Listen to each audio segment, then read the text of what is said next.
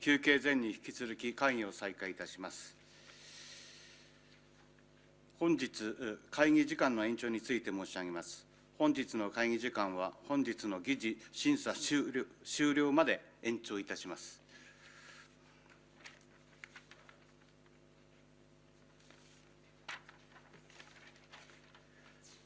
お分かりします。当局に対する質疑は終了しておりますが、さまざまな観点から論点を整理する必要がありますので、この際、自由討議を行いたいと思います。これにご異議ございませんか。異議なしと認めます。これより本日の審査の内容を踏まえた自由討議に入ります。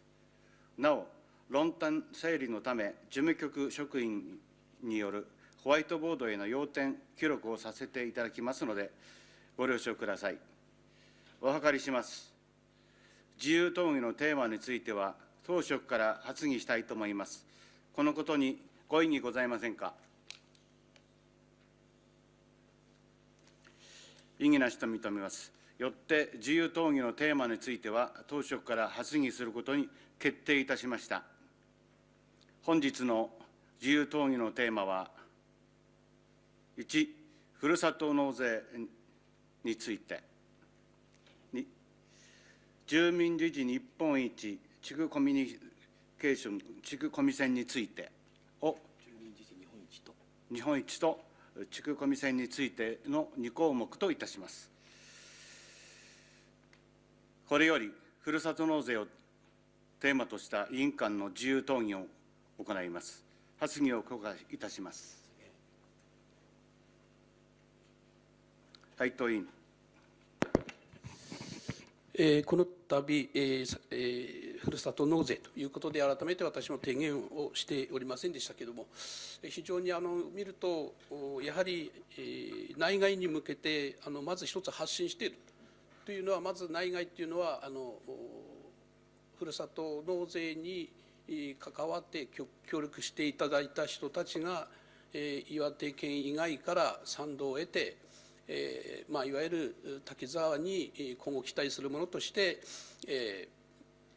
その対応でお金、いわゆるふるさと納税としてご協力していただいていると。それが予算を色分けはいわゆるふるさと納税なわけですが、補助金として給付金として処理をしながら、それを事業費の中にいろいろと展開していくということが一つ大きな展開であるというふうに思います。これはやはり納税者である地域住民がやはり大きくその分を評価しなければならないというふうに思います。それとまた大きな関連していることは、40% が返礼であるということは、いわゆる費用対効果もあるんですが、その人たちに対して返してあげると。それについては、地域産品であるものが非常に例えば農産物であれば、例えば9月以降、いろんな産物早めにできるのもあるわけですが、今日聞いた昨日からの話では、130品目ぐらいあるというふうな多品目になっていると。その現状を見ますと、やはりこれも、岩手、滝沢をアピールする一つの大きな要因でもあるのではないかと。他の県、それぞれ聞いていると、6000万を超えて、もっと大きな、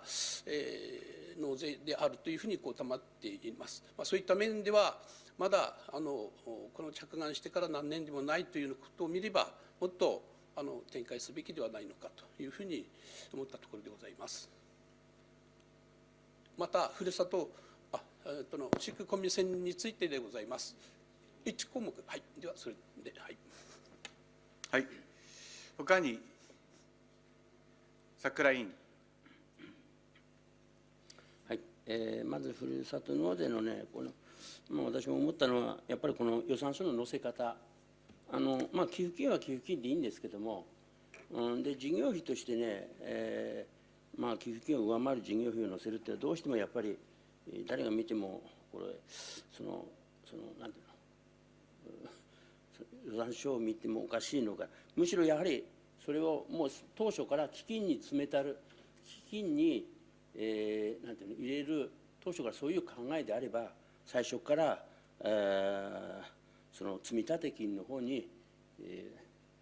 そのなんていうの、その6000万分は入れると、そして、事業費としてその残りの、ね、返礼金とか、さらに事務的な経費っていう、やっぱりそうするべきだなと、私はそう思うんで、ちょっとこの辺はね、今後考えてもらいたいなと思っておりますし、それと返礼金なんですけども、今聞くところによると、私も先ほどちょっとそれを聞くべきだったのを忘れてだったんだけど、返礼金、牛肉が今半分ぐらい返礼金に使われていると、滝沢のね、そういう話も伺っております。したがってなかなか滝沢のその特産っていうのはすぐあれもこれもってすぐ出てこないのかなっていう、今こういう時期なんでなかなか農産物もすぐ出てこないので、この返礼金っていうのは今後さらにやっぱり商工会等で、考えていかなきゃないのかなと。でむしろ牛肉が今間に合わないっていうか、そんなにどんどんなんていうかね、そういう返礼金に回すために、調達に大変だと、あるそういう生産農家からそういう声も聞いているんですから、もう少し視野を広げるべきだなと、そういうことを感じております。はい、今、返礼金のことと会計がもうちょっと分かりやすく、違う観点の方の委員の発言ございませんか。高橋委員。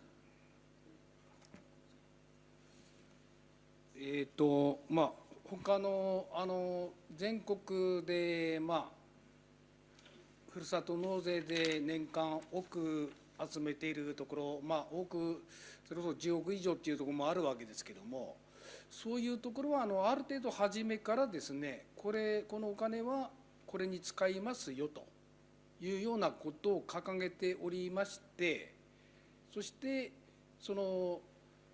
実際じゃあ今年集まったものはこういうものに使いましたっていうものまで載せているんですよね。おそらく滝沢の場合はそこまでいってないのかなと思ってますけども、28年の実行計画書を見ると、これ集まったお金をただずっと貯めてるような感じなんですけどもね。で貯めててまだ使い道はないのかなと思うんですけども、先ほどちょっと出ました、それこそ何ですか、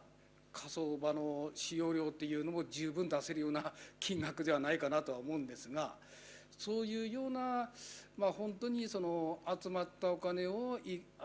ただただ貯めるっていうようなことではなくて、それを次の年にですね、ある程度これに使いました、でこういうことで使いました、ありがとうございましたというような、そういうメッセージをやっていかないと、実はふるさと納税はみんな競ってるわけで、そうするとこっちがいいよ、こっちの水の方が甘いよというような、そういういわゆる引っ張り合いになるのかなと思ってますので、その辺を早くですねやっていただいて、できればふるさと納税で浮いたお金はそういう住民自治あるいは住民に一番影響のあるそういうものに使っていただければと思います。はい。他に武田委員。私はこのふるさと納税に今回この重要なテーマに上がるくらい皆さんが注目しているところだと思います。でさまざまな予算しっかり今回職員の方々の説明を聞いていて、全体のイメージですね、本当にいろいろと予算を絞られ、そして本当はやりたいこともあるだろうけれどもできない中で、私はここは職員の力を私は期待したいと思ってます。これからあとこのふるさと納税を職員がこれからどう生かし、そしてどう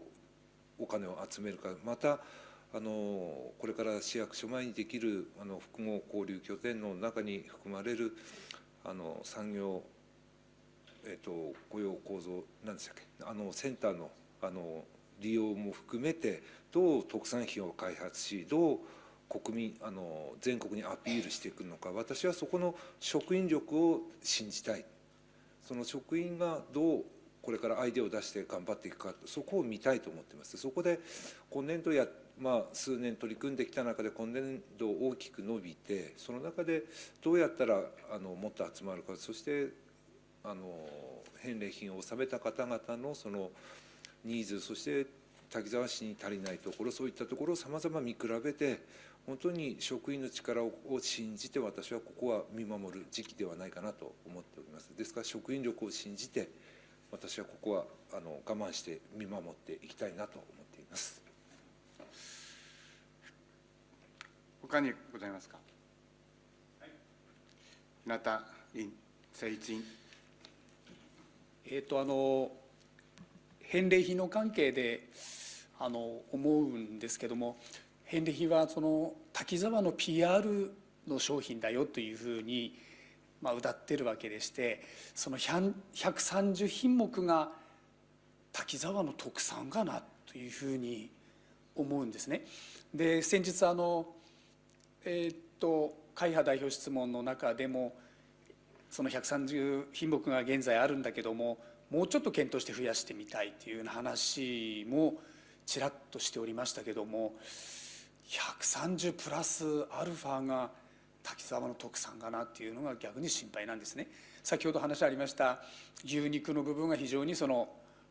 返礼品の中で半分を占めているということを考えると、ちょっとその返礼品の検討も今後必要じゃないのかなっていうふうに思います。それからその返礼品の決定というのは誰が決めてるのかなと、職員の思いつきで決めてるのか、返礼品の検討委員会なるものがあるのかどうか、組織としてあるのか、そういうふうな部分も今後煮詰めていかなきゃないのかなというふうに思います。はい、ありがとうございます。返礼品が誰が決めているか、本当素晴らしいご意見だと思います。このことに関してご意見をお持ちの方いらっしゃいますか。他にふるさと納税についてご意見をお持ちの方、違う視点によって。なければふるさと納税の自由討論を終結してよろしいでしょうか。それではふるさと納税の自由討論は終結といたします。自由討議は、終結といたします。次に12時日本一に関わる地区コミュニティセンター施設等について、を議題としたいと思います。質疑を許します。櫻井委員。この件について、実も私も理事会の役員の方からちらっと伺って、非常にもう削られ、次年度は削られると、そういうことを伺ってたもんだから、ちょっとこれはひどいなと思って、ちょっと急に取り上げたわけでございますが、管理運営費も、例えば地元の場合言いますと、15万いただいたのが10万円に減らされたと、それから除雪費も5万円いただいてたのがゼロになったと、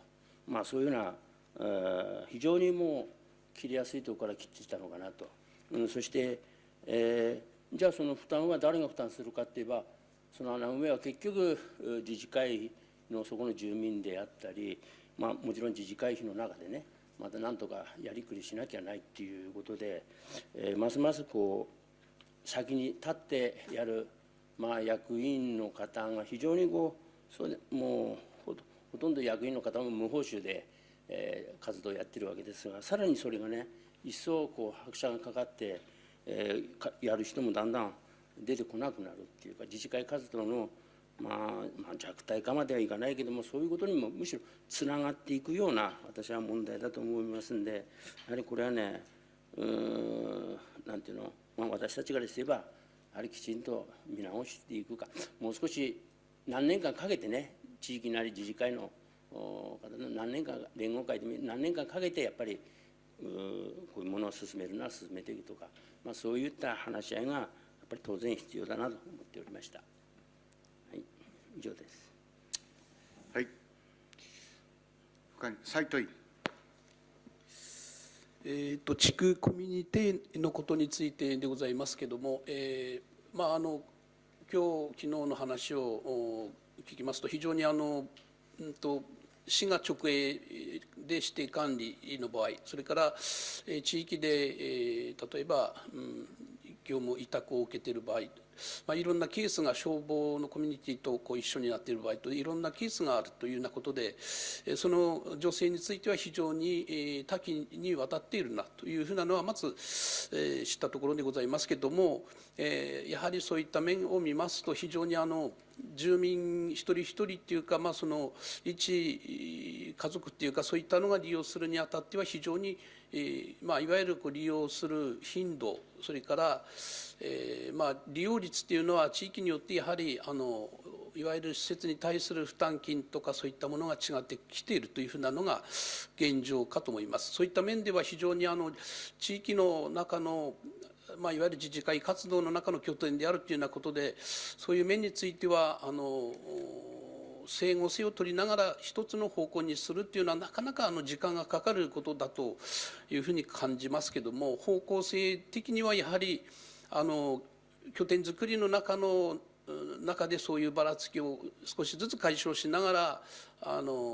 地域活動に取り組んでいくということはやはり大事なことであるし、そういうところもやはり承知しながら地域活動を進めていくということも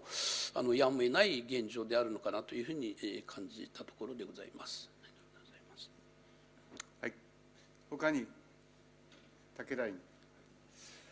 この住民自治日本一というのは、もしかすると今回の市長の施政方針演説で1回しか出てこないんですよね。総合計画の認知度のところでたった1回住民自治日本一という言葉はたった1回しか出てきません。その代わり今出てきている言葉が、その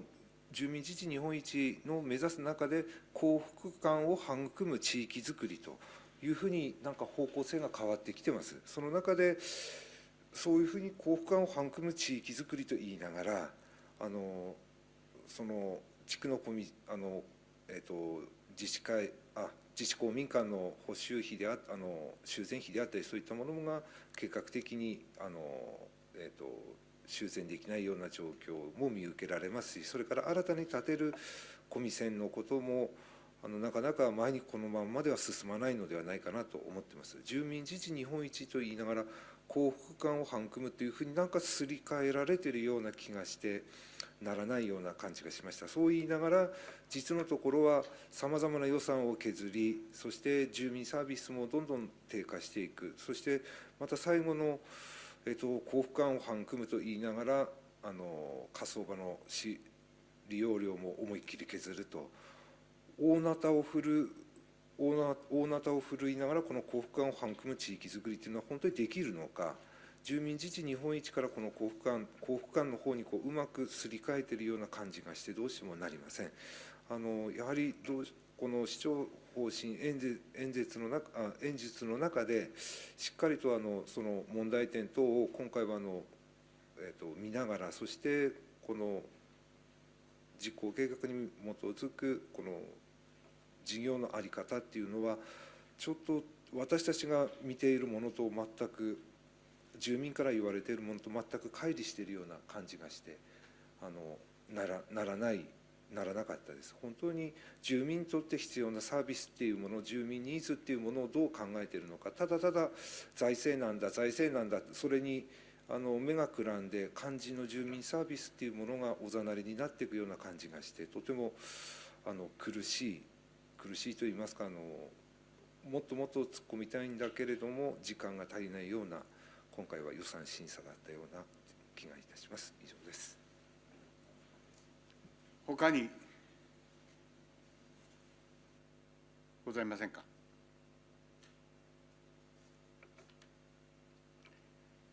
自由討議となしと認めます。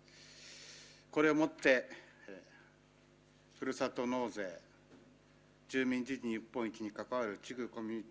ュニティ施設等の自由討論を自由討議を終結いたします。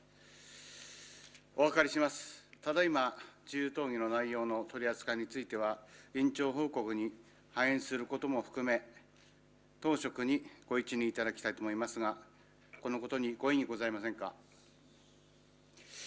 異議なしと認めます。そのように決定いたします。当専門委員会に割り当てられた日程は、すべて終了いたしました。